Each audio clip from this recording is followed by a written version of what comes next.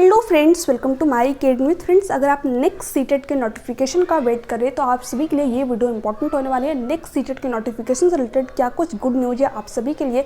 इसके अलावा भी बहुत सारे इंपॉर्टेंट पॉइंट है जिन पे कि आज की वीडियो में बात करने वाला है, जैसे कि जो सीटेट इनवैलिड केस है जिसको लेकर के स्टूडेंट का डाउट बना हुआ है।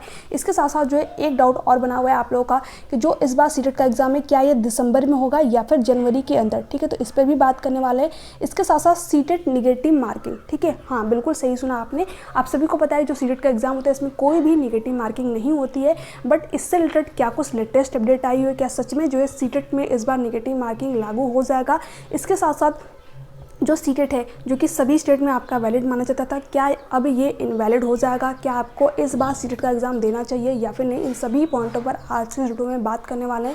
इसके साथ साथ कौन से अभ्यर्थी ऐसे हैं जो कि सीटेट पेपर 1 का फॉर्म फिलअप कर पाएंगे और कौन से अभ्यर्थी ऐसे जो कि सीटेट पेपर 1 और पेपर 2 दोनों का ही यहाँ पर फॉर्म फिलअप कर पाएंगे। तो चलिए सभी पॉइंटों पर एक एक करके बात कर लेते हैं। इसके अलावा मेरे चैनल पर जो है कंटिन्यूअस सीटेट की प्रिपरेशन कराई जा रही है, तो आप जो उन वीडियो को जरूर फॉलो कीजिएगा, आप सभी को अपने एग्जाम में हेल्प मिलेगी। इसके अलावा अगर जो है आप सीटेट की अच्छी तरीके से प्रिपरेशन करना चाहते हैं, फर्स्ट अटेम्प्ट में अपना सीटेट का एग्जाम क्लियर करना चाहते हैं, तो स्क्रीन पे आपको एक व्हाट्सएप नंबर शो हो रहा होगा, वहाँ से आप मुझे व्हाट्सएप पे मैसेज करके पेड नोट्स को जरूर परचेज कीजिएगा। आपको अपने एग्जाम में बहुत ही ज़्यादा हेल्प मिलेगी क्योंकि उनको मैंने खुद प्रिपेयर किए हुए हैं। ठीक है, और आपको सारे पॉइंट बिल्कुल ईजिली समझ में आ जाएंगे। ठीक है, बहुत सारे स्टूडेंट जो है ऑलरेडी उस नोट्स को परचेज कर चुके हैं। तो चलिए यहाँ पर बात करते हैं सबसे पहले आपके नेक्स्ट सीटेट के नोटिफिकेशन से रिलेटेड क्या कुछ अपडेट है।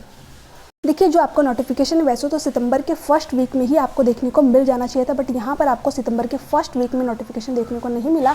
अब जो आपका नोटिफिकेशन आपको देखने को मिलेगा ये सितंबर के लास्ट वीक में देखने को मिलेगा। ठीक है, और यहाँ पर जो आपका एग्ज़ाम है दिसंबर में जो है ना होकर के जो आपका एग्ज़ाम है जनवरी के फर्स्ट वीक में आपको यहाँ पर देखने को मिलेगा। ठीक है, क्योंकि जो नोटिफिकेशन है ये नोटिफिकेशन ही आपका इतना लेट जारी किया जा रहा है, तो कम से कम जो है आपको 2 से 3 महीने का टाइम दिया जाता है, हर बार दिया जाता है। ठीक है, अगर मान लीजिए जो नोटिफिकेशन है आपका सितंबर के लास्ट वीक में भी नहीं देखने को मिल रहा है, तो 100% जो है आपका जो नोटिफिकेशन है ये अक्टूबर के फर्स्ट वीक में आपको देखने को मिल जाएगा। ठीक है, तो सितंबर के लास्ट वीक या फिर अक्टूबर के फर्स्ट वीक, इन्हीं के बीच में आपको अपना नोटिफिकेशन देखने को मिल जाएगा। और जो आपका एग्ज़ाम है ये 90% तक जो पॉसिबिलिटीज़ बन रही है कि आपका एग्ज़ाम जनवरी के अंदर ही कंडक्ट करा जाएगा।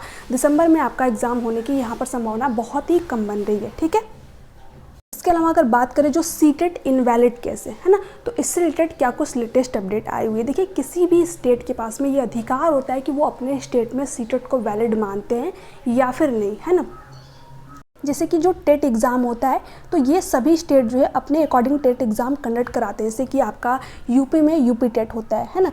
इसके अलावा जो है राजस्थान में आपका रीट का एग्ज़ाम होता है। इसके अलावा हरियाणा में आपका एस टेट होता है ना। झारखंड में आपका जे टेट होता है। बिहार में आपका एस टेट होता है। तो कोई भी स्टेट सी टेट को वैलिड मानता है या फिर नहीं, वो उस स्टेट के ऊपर डिपेंड करेगा, है ना। जैसे कि पहले क्या था कि जो आप सीटेट का अगर आप एग्ज़ाम क्लियर कर लेते तो आप किसी भी स्टेट में जो वहाँ पर शिक्षक भर्ती आती है उसमें फॉर्म फिलअप कर सकते हैं। बट यहाँ पर जो केस किया गया है वो इसी चीज़ को लेकर के किया गया है कि कोई भी जो स्टेट है वो अपने राज्य में जो है सीटेट को वैलिड माने या फिर ना माने। ठीक है, देखिए जैसे जो राजस्थान में रीट का एग्ज़ाम होता है तो यहाँ पर आपका सीटेट वैलिड नहीं है। जब तक आप रीट का एग्ज़ाम क्लियर नहीं करते तो वहाँ पर जो भी शिक्षक भर्ती आती है आप उसमें फॉर्म फिलअप नहीं कर पाएंगे। यानी जो राजस्थान है वहाँ पर सीटेट को क्या कर दिया गया है, इनवैलिड माना गया है ना। तो ये देखिए अभी कुछ स्टेट जो है सीटेट को वैलिड मानते हैं, कुछ स्टेट जो है सीटेट को इनवैलिड मानते हैं।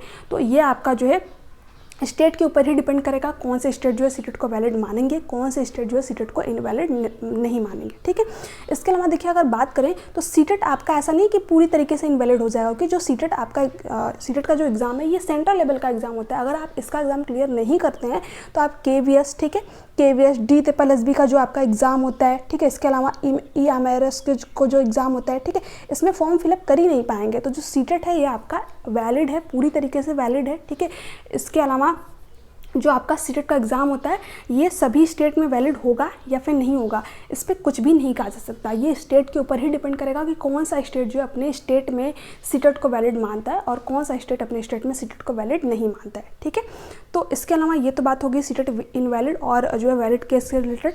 अगर बात करें जो सीटेट निगेटिव मार्किंग है आपकी, इससे रिलेटेड क्या कुछ अपडेट आई हुई है। तो देखिए जो राजस्थान में रीट का एग्ज़ाम होता है इसमें जो है यहाँ पर निगेटिव मार्किंग करने की जो है बात की जा रही है ना।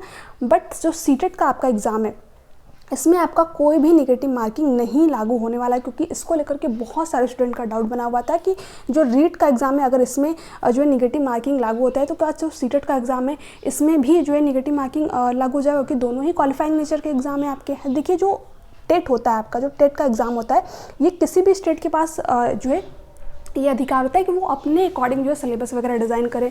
ये उसके ऊपर डिपेंड करता है कि जो अपने स्टेट में वो टेट एग्ज़ाम कंडक्ट करा रहे हैं तो उसमें नेगेटिव मार्किंग अलाउ करें या फिर नहीं अलाउ करें, है ना। तो जो राजस्थान का जो रीट का एग्ज़ाम है तो ये स्टेट एग्ज़ाम है, तो वो उनके ऊपर डिपेंड करेगा कि वो अपने स्टेट में नेगेटिव मार्किंग लागू करते हैं या फिर नहीं लागू करते हैं। बट सीटेट का एग्ज़ाम सेंट्रल लेवल का एग्ज़ाम होता है ना, तो ये आपका स्टेट के ऊपर डिपेंड नहीं करता है, तो इसलिए सीटेट के एग्ज़ाम में नेगेटिव मार्किंग नहीं लागू होगा आपका, ठीक है। तो आई होप कि जो सीटेट नेगेटिव मार्किंग को लेकर के आपके माइंड में जितनी भी चीज़ें थी वो यहाँ से क्लियर हुई होंगी, है ना। इसके अलावा अगर बात करें कि कौन से स्टूडेंट ऐसे जो कि सीटेट पेपर 1 का फॉर्म फिलअप कर सकते हैं और कौन से स्टूडेंट ऐसे जो कि सीटेट पेपर 1 और पेपर 2 दोनों का यहाँ पर फॉर्म फिलअप कर पाएंगे। देखिए अगर आपने BTC कर रखा है तो आप यहाँ पर जो है सीटेट पेपर 1 और पेपर 2 दोनों का फॉर्म फिलअप कर सकते हैं, ठीक है। सीटेट पेपर 1 जो कि आपका 1 to 5th के लिए होता है, आप सभी को पता है, और सीटेट पेपर 2 जो कि आपका 6 to 8 के लिए होता है ना। बट अगर आपने यहाँ पर B.Ed कर रखा है तो आप सिर्फ यहाँ पर सीटेट पेपर 2 का ही फॉर्म फिलअप कर पाएंगे, पेपर 1 का आप फॉर्म यहाँ पर फिलअप नहीं कर पाते, जो सुप्रीम कोर्ट का फैसला आया था उसके बाद, ठीक है। पहले तो आपका जो B.Ed वाले थे वो पेपर 1 का भी फॉर्म फिलअप कर लेते थे और पेपर 2 का भी फॉर्म फिलअप कर पाते थे, ठीक है। बट यहाँ पर जितने भी B.Ed स्टूडेंट हैं ये अब आपका यहाँ पर पेपर 2 का ही फॉर्म फिलअप कर पाएंगे, है ना।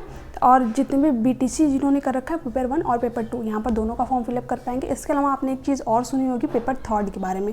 देखिए जो आपका पेपर 3 आपका आने वाला है ये 9 to 12th लेवल के लिए होने वाला है ना। इसको कौन फिलअप कर पाएगा, तो इसको सिर्फ आपके जितने भी B.Ed स्टूडेंट होंगे वो।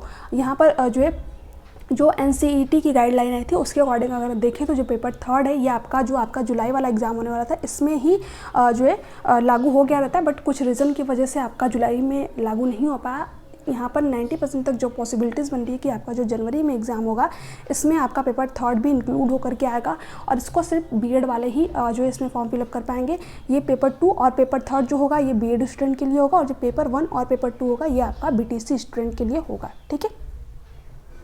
तो पेपर 3 अगर आपका जनवरी के अंदर होता है तो इसका जो भी सिलेबस होगा ये आपको नोटिफिकेशन के बाद ही आपको यहाँ पर देखने को मिलेगा, क्योंकि आपका जो सिलेबस है, देखिए पेपर 2 के सिलेबस में आपको अभी कोई भी चेंज देखने को नहीं मिलेगा। हाँ जो पेपर 3 होगा तो ये आपके सब्जेक्ट के अकॉर्डिंग जो है आपको इसमें सिलेबस देखने को मिल सकता है। तो ये आपके ऊपर डिपेंड करेगा कि आप जो पेपर 3 का फॉर्म फिलअप करते हैं या फिर नहीं, ठीक है। जैसे कि आप सभी को पता है कि जो पेपर 1 और पेपर 2 आपके होते थे तो ये भी आपके ऊपर ही डिपेंड करता है कि अगर आप पेपर 1 देना चाहते हैं तो आपको 1000 पेमेंट करने पड़ेंगे, है ना।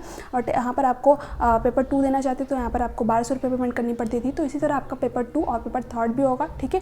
तो आप चाहो तो पेपर 1 का भी पेपर 2 का भी फॉर्म फिलअप कर सकते हो और आप चाहो तो पेपर 2 और पेपर 3 दोनों का फॉर्म फिलअप कर सकते हैं, है ना। कोई कंपलसरी नहीं होगा, ये आपके ऊपर डिपेंड करेगा। तो जितनी भी पॉइंटर थी मैंने आप यहाँ आज के वीडियो में सभी पॉइंटों पर बात किया। आई होप कि आपको ये वीडियो पसंद आई होगी। वीडियो अच्छी लगी तो प्लीज़ चैनल को सब्सक्राइब कर लीजिएगा।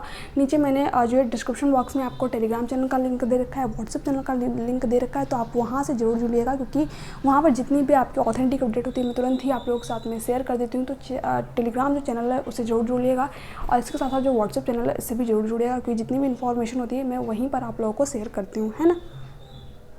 इसके अलावा अगर अभी भी आपके कोई डाउट रह जाते हैं तो आप जो है नीचे कमेंट सेक्शन में कमेंट करके पूछ सकते हैं। देखिए एक स्टूडेंट का मुझे डाउट आया होता है कि कौन कौन से लोग जो सीटेट का फॉर्म फिलअप कर सकते हैं। देखिए अगर आपने किसी भी सेमेस्टर में हो, आपने सिर्फ एडमिशन भी ले रखा है B.Ed या फिर D.Ed में, तो भी आप अपने सीटेट का फॉर्म फिलअप कर सकते हैं और जो आपका रिजल्ट होगा बिल्कुल वैलिड माना जाएगा। तो इस चीज़ को लेकर के बिल्कुल भी डाउट में मत रहिए। अगर आपने एडमिशन भी करा रखा है अभी नए सत्र में तो भी आप अपने सीटेट का फॉर्म फिलअप कर लीजिए, क्योंकि जितने जल्दी अपने एग्जाम क्लियर कर लेंगे उतना ही आपके लिए अच्छा होगा, क्योंकि धीरे धीरे जो सीटेट का लेवल थोड़ा सा टफ होता जा रहा है ना।